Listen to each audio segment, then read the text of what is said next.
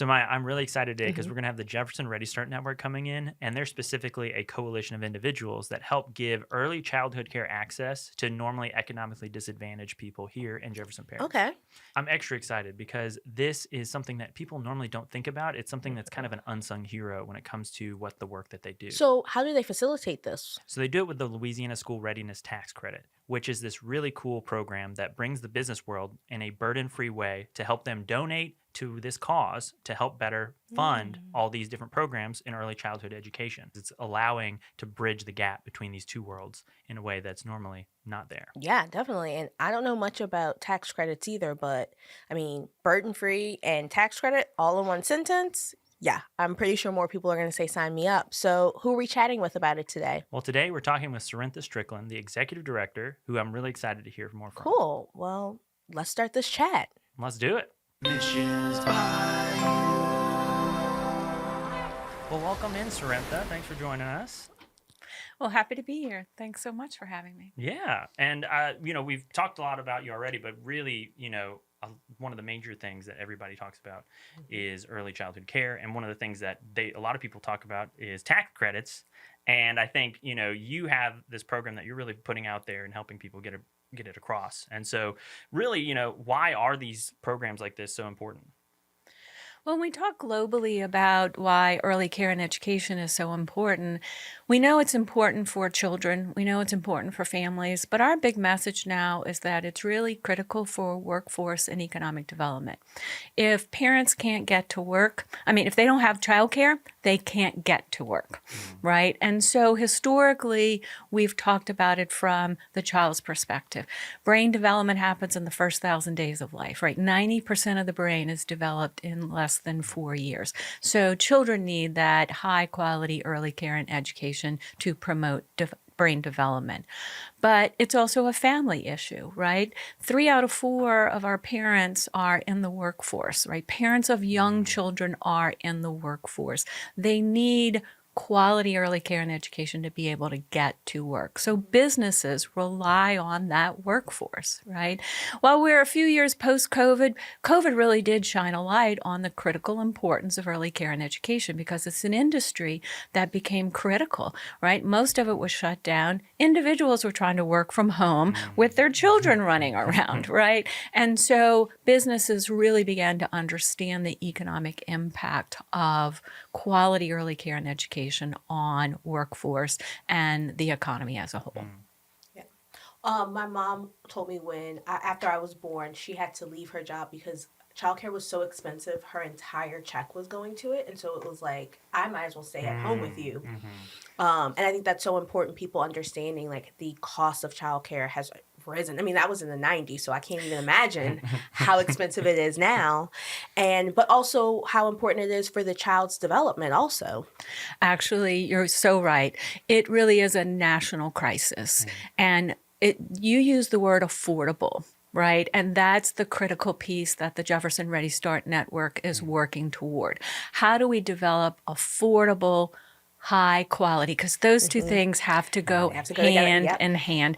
And you're right, we've had opportunities to meet with the Secretary for Louisiana's Workforce and Economic Development. So Susie Schoen really understands that issue, that when you look at the unemployment rate, for example, that doesn't take into account moms who are not looking for work at the moment. They like to be working, but they recognize they can't afford to go to work if they have to pay for childcare. So it really is not just a Jefferson Parish issue. It's a state issue. It's a national issue. And we really have to begin to think differently about it. We have to involve businesses. We have to involve philanthropy. We have to pull together these different organizations in a way to fund early care and education so that it can be high quality and it can be affordable at the same time. Definitely. What makes Jefferson Ready Start Network kind of the premier place to really push these, programs, these initiatives across? What about you all that is really what makes you so successful at doing this?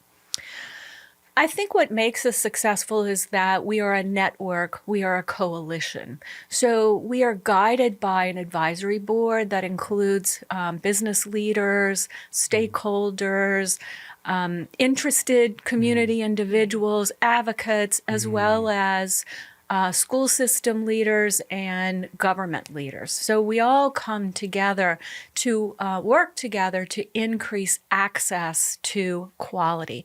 And this network is a network of all providers in Jefferson Parish who have what we call publicly funded seats. So it's a seat that has local dollars or state dollars or federal dollars contributing, and in many cases then the family pays a portion, often on a sliding fee scale. So we've all coming together to make it affordable, to increase access. And so the big issue is about access as well, because we have as many as 25,000 children in Jefferson Parish from birth through 4 years of age, and as many as 20,000 are defined as economically disadvantaged. And that's when you use a definition of like 200% of the federal poverty level. So we're really talking about working individuals who can't afford, just like your mom, working individuals who can't afford quality childcare. And so we have this huge gap. We have, on a good day, we're only serving about 5,000 children in publicly funded seats.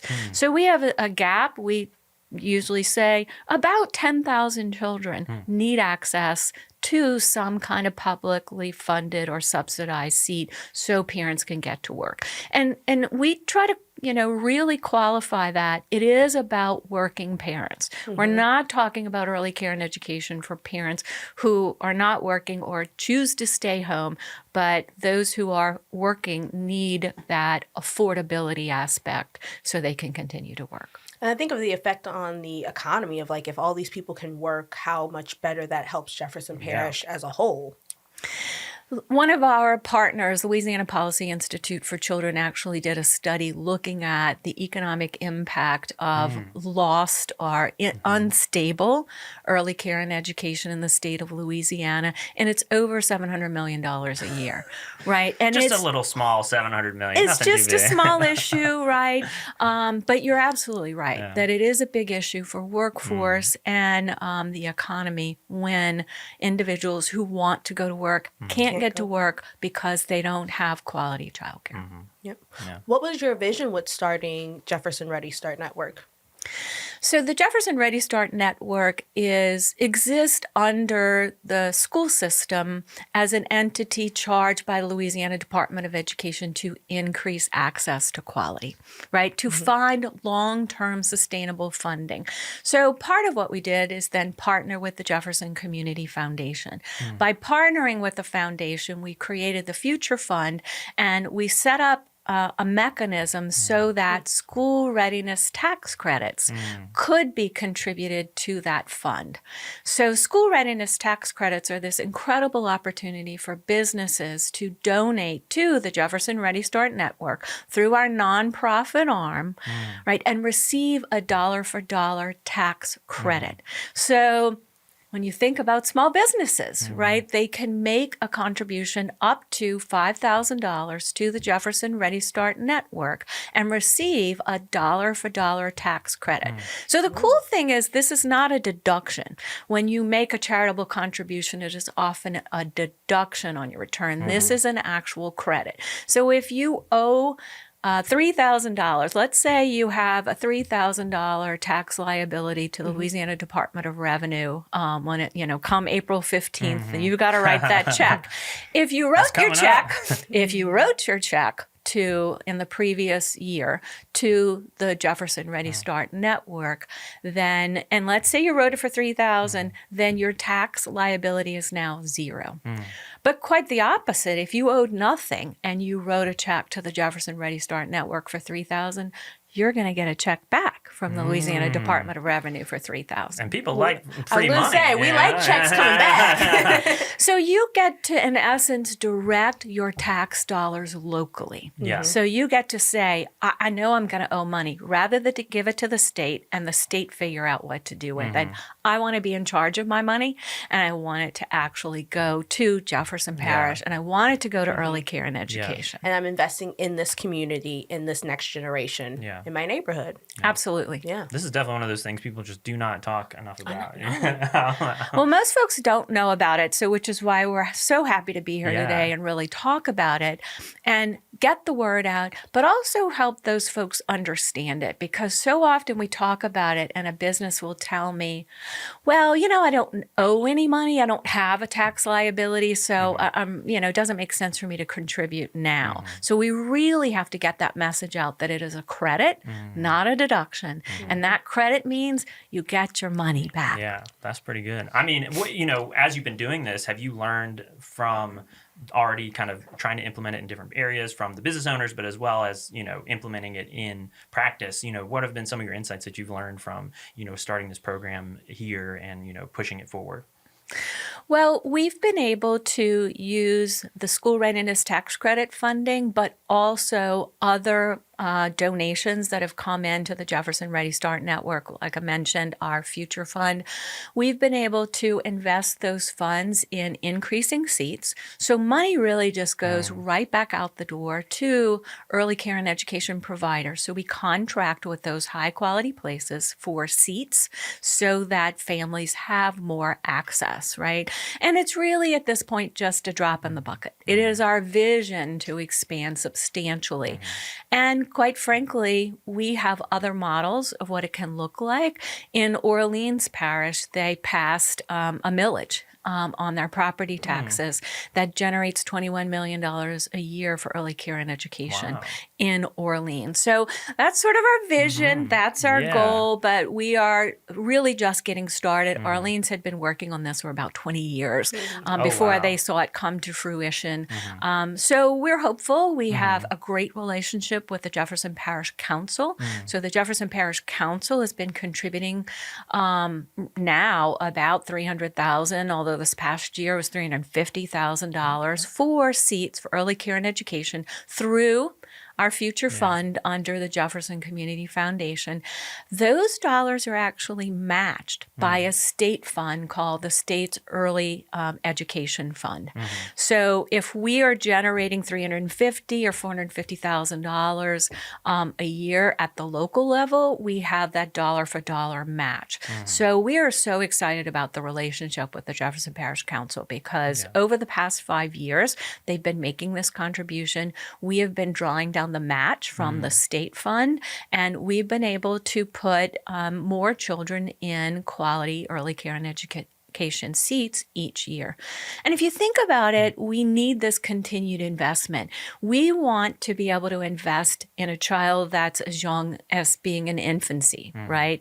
And put them in a quality seat as an infant, a 1-year-old, 2-year-old, 3-year-old, right? When they get to the school system as a 4-year-old, or what we call our pre-K 4 program, they are ready to engage with pre-K 4 content. They then hit kindergarten ready to learn. I mean, right now, when we look at our data in Jefferson Parish, less than 15% of the children who enter kindergarten are ready to engage with kindergarten content based on the kindergarten entry testing that's occurring right now. Less than 15%.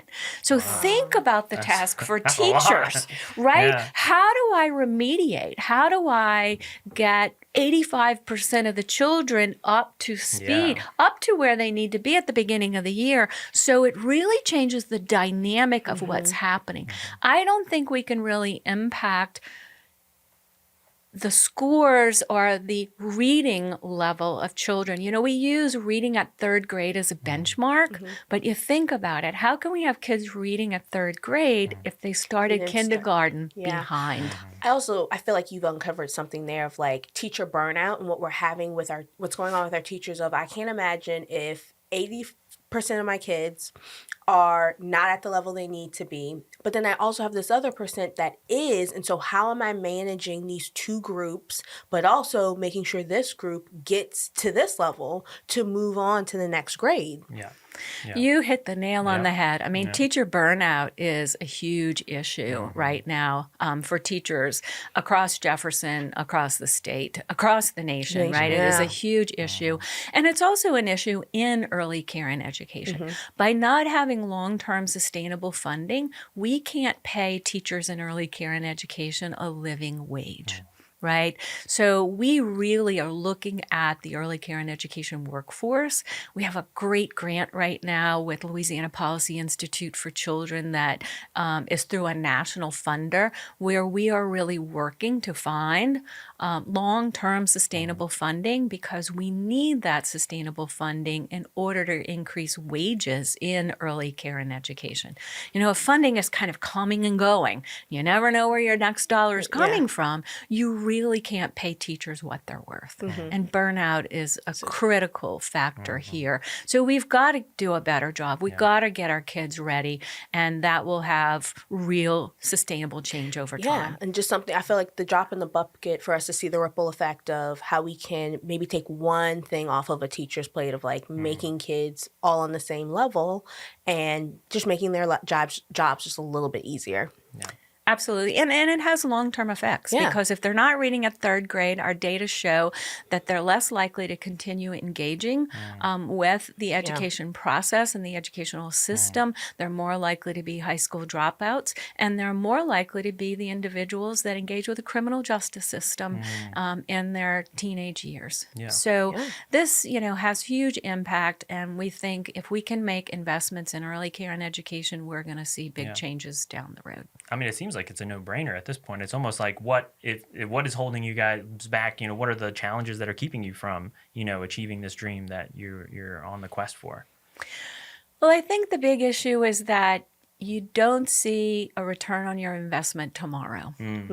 I mean, we know the return on investment long term is like for every dollar you invest, you get a $13 return on investment.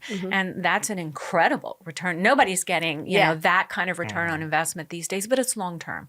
And we recognize that in our community, in our society, we have short-term issues that have to get addressed. So it's when we can begin to shift and invest more for the long term, I think we'll begin to, see some differences. But in the meantime, that's our struggle. There's no fix tomorrow. It's, you think about, you need the pothole fixed on your street. And that's a short-term fix. I need that fixed tomorrow. And I can see it when they come and they fill it. That's right. Yeah. That's right. If they do. Yeah. It's more like that. But it's, infrastructure issues, water issues, and, flooding issues are all immediate issues. And I recognize that, our governmental leaders have a lot on their plate, and they are really trying and working with us. We'll get there. It's just going to take longer than we had all hoped. Yeah. Lots of nudges. Hey, you ready for that yet? You ready for that yet? I was like, I can imagine. That's quite that is definitely the challenge. There's nonprofits are a dime a dozen in our world, and because of that, we have so much to give to and help and support. So, but it seems like this is a cause we gotta, people need to rally against. So or rally around, not against. You got me. You got against it. Yeah. This is a cause we need to rally around. Rally around. Yes, we want to rally around this one. Yeah. Absolutely. So we are continually reaching out to different organizations, different entities, really looking for those folks who will rally with us, to really elevate the importance of early care and education in order to seek that long-term sustainable funding. So we do have two opportunities, right? In the short term, we have school readiness tax credits. It's something that businesses can do immediately and see their tax dollars used incredibly well and have good impact on our community. In the long term, we need those long-term sustainable funds. We need funding to really address that gap so we begin serving twice as many, 3 times as many young children in those early years when that brain development is happening. Awesome. Wow. I have a two-part question for you to wrap it up. What's next for you guys, and how can people support you or get involved? What's next for us? Well, I think what's next for us is that we continue to build relationships with different community organizations, community leaders. We continue to do what we're doing here is get the word out. More and more people need to know who the Jefferson Ready Start Network is, what our mission is, what our vision is, and how the Jefferson Ready Start Network really is not just about kids and families, but about workforce and economic development. So I think it's sort of more of the same and really a big push to continue. You know, with everything that's happening at the national level right now, I think our message becomes even more important, that we really are an entity that is lean and mean and can show how our money is being used and what that impact is. We're an open book. We have to be lean and mean because we have small amounts of money that we have to use very wisely. And the second part, your question was? How do we get involved? How do we get involved? How can people support? So I think there are two ways that people can support. They can support through the School Readiness Tax Credit. That's an immediate way to make a small contribution and actually see your dollars used wisely. And I think the other way is just join forces with us, you know, rally around us, support us, help share the message. So folks can learn more through our website at jeffersonreadystartnetwork.com. And, you know, learn who we are, learn how to get involved. Call me. Like probably my cell number is on that website. If not, I will go put it on today. One call, that's all. Absolutely. Because we would love to hear from folks and love them to join forces. We have a lot of working committees, working groups, and we really need to get folks involved with this. We'll be involved like February. I didn't even say February is Early Education Awareness Month in the state of Louisiana. Wow. We're a big part of that. We invite legislators into early care and education settings to learn more about what quality looks like and why it's so important to fund. And then we'll be in Baton Rouge in May with Early Ed Day. So there's so many ways that folks can join us and get involved. They can go to our website, learn more, reach out. There's certainly an email address where you can click on, and we monitor that and we respond to it regularly. Wow, great. That's awesome.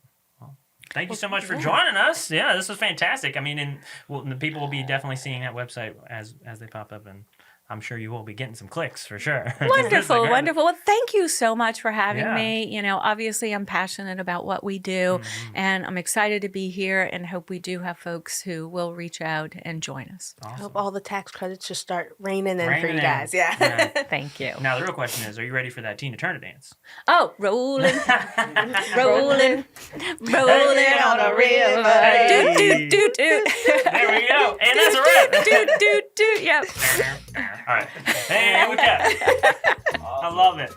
Thanks for listening to Missions Bayou, powered by Comfy Stone. If you enjoyed this episode, be sure to follow the podcast wherever you listen. And if you're watching on YouTube, don't forget to subscribe and drop a comment, letting us know your thoughts and who you'd like to hear from next. We'll see y'all next time.